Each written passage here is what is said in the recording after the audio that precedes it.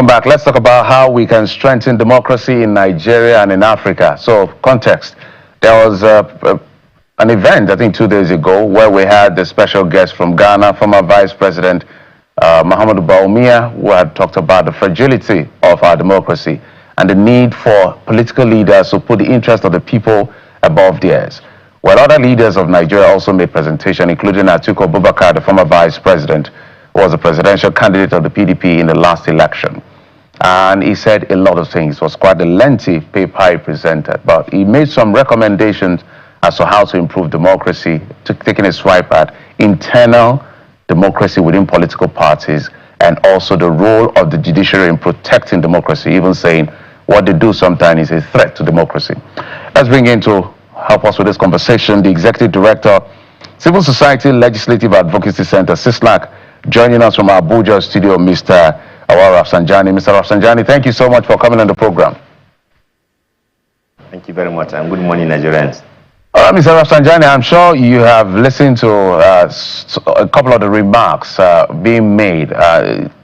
We can't say just about enough. We have examples of what is going on when it comes. I want us to speak broadly first around the continent, then we can now trickle down to Nigeria as to the fragility of democracy and that call by everybody that it seems to be like there's something on the decks of political leaders to sustain, preserve, and protect this democracy. Are you seeing any commitment from these leaders in any shape or form? Thank you very much. Indeed, there's a huge threat of democracy in the region, particularly in West Africa, where we are witnessing democratic backsliding as a result of reckless and irresponsible behavior orchestrated by some politicians in the region. This is because they are the greatest beneficiary of democracy, but as it is now, they are the one destroying democracy by actually undermining democratic tenets. And this is a big problem. When you are using state institutions to undermine democracy, it definitely has a bigger implication. As we are now in many countries in West Africa, politicians have decided to undermine democracy. First, by ensuring that they introduce impunity, they introduce use of money, they've also introduced and in fact gave a very bad name to politics, which is about impunity, killings of people, attack, and more importantly, what they do to undermine democracy is corruption in the electoral process. When you are presenting democracy as a platform for liars, for deception, for completely doing negative against what a patriotic leader should do, you are sending a bad signal to the extent that many young people in West Africa, the only thing they understand about democracy and the politicians is about how to capture states. So it is about state capture. It is about using the opportunity they have to capture the state for personal interest. This includes hijacking state institutions in favor of their own way of doing things. So you will see that they destroy everything that has to do with sanity and sanctity, and they are sending a terrible impression to the younger generation that the only way you can do something is to be involved in political rascality, political corruption, is to involve yourself in impunity, is to involve yourself as the only way to succeed is to do the opposite of being good and undermine the value system of even democracy itself.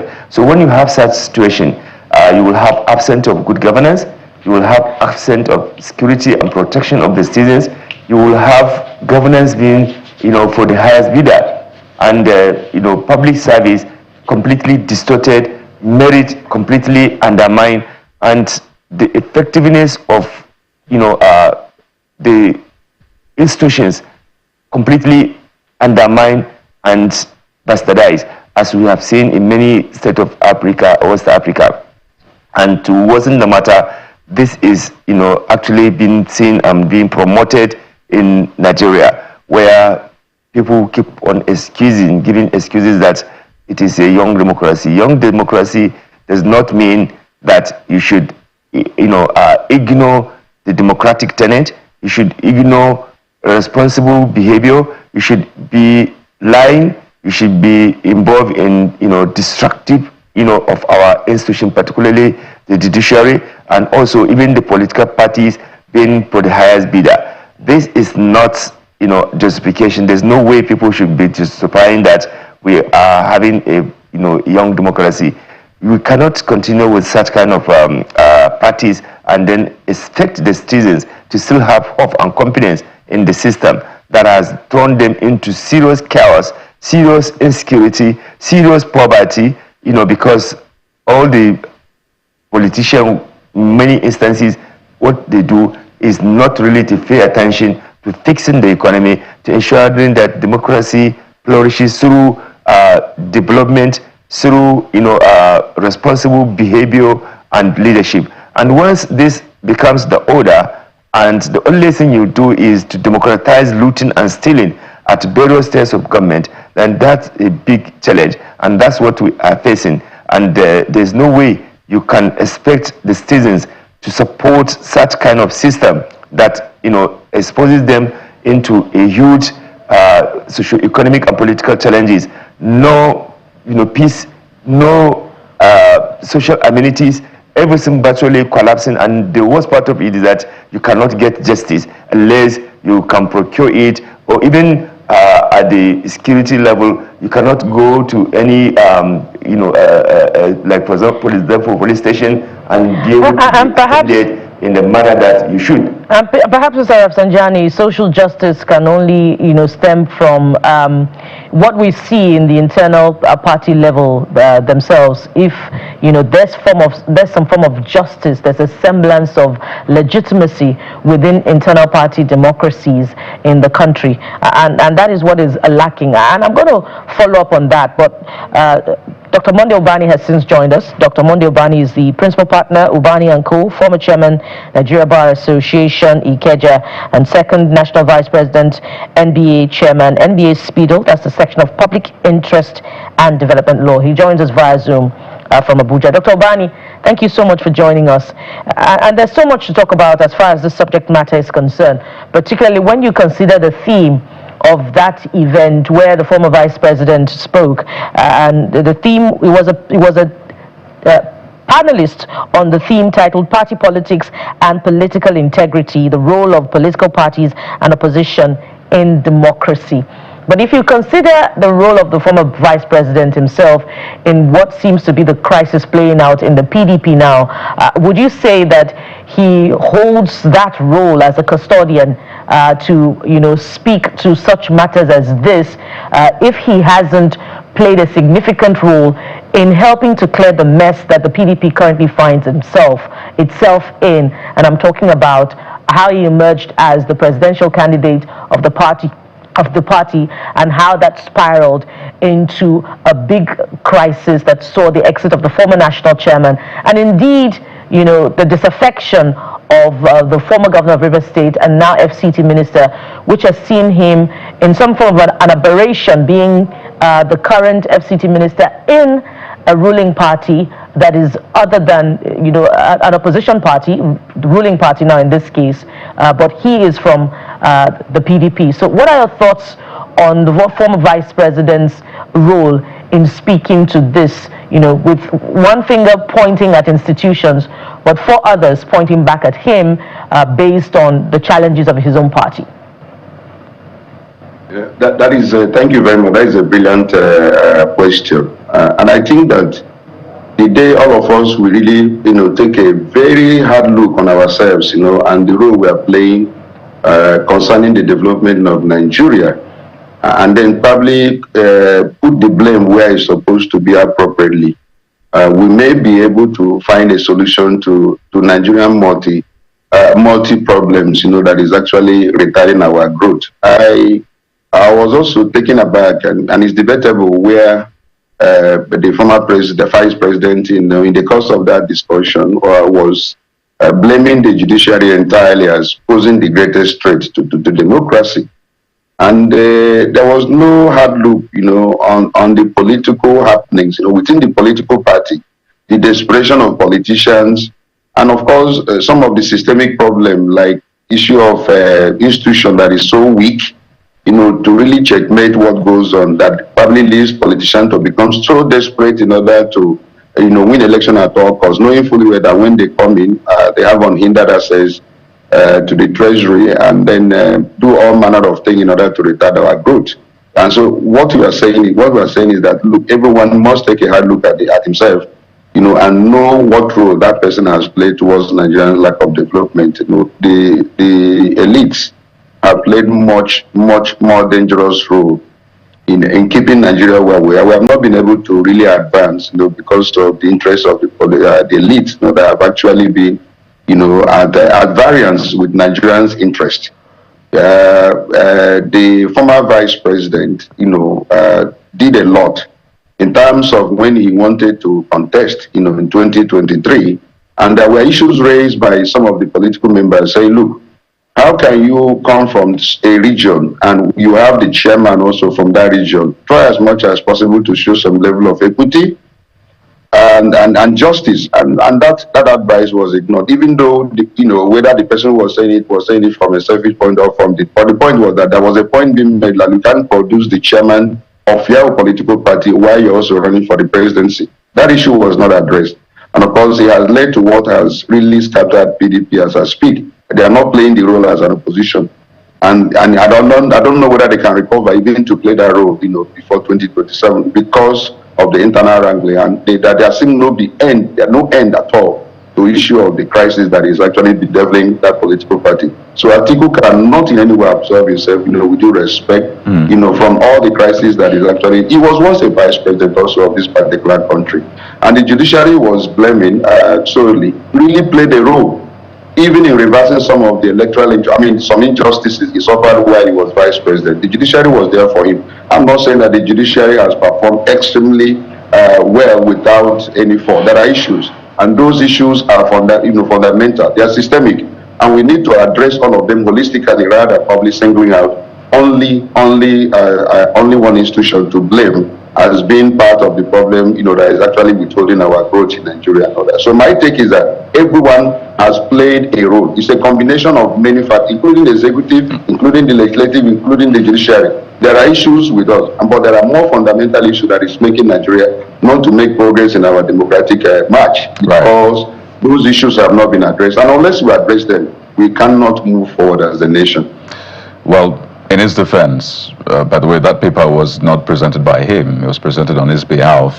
In that fifth point where he mentioned the judiciary, he said that the judiciary is arguably the biggest threat to democracy. And that's the point that we're arguing. But I want to go back to point one, because it's also important to mention the other threats that he talked about, and I think it has been said that there's enough blame to really go around. But Mr. Rafsanjani, let me quickly come to you on this one, and I just wanted to briefly speak to it. And he talked about people ceding ownership of political parties to big men.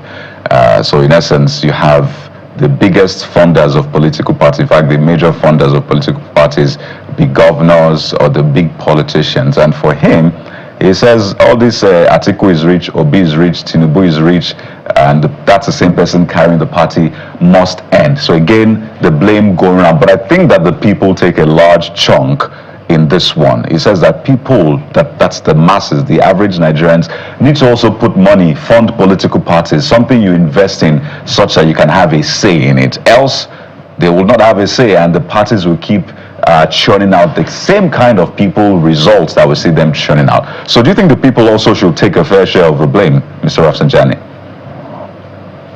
Thank you very much. If you cast back your mind in the Second Republic, for example, you know when you are a member of a political party, you ascribe to that party based on your conviction, the ideology, the programs that it presents, and you participate as a member with membership due, with the participation in the decision-making process, with also choice of whoever that is being taken. And there is a kind of a clear division of labor between a sitting president or a sitting governor with the party structure and leadership. Now, from 1999 to date, that unfortunately has been distorted.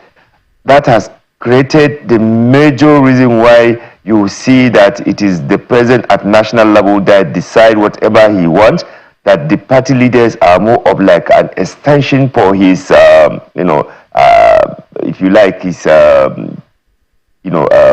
houseboys and house girl.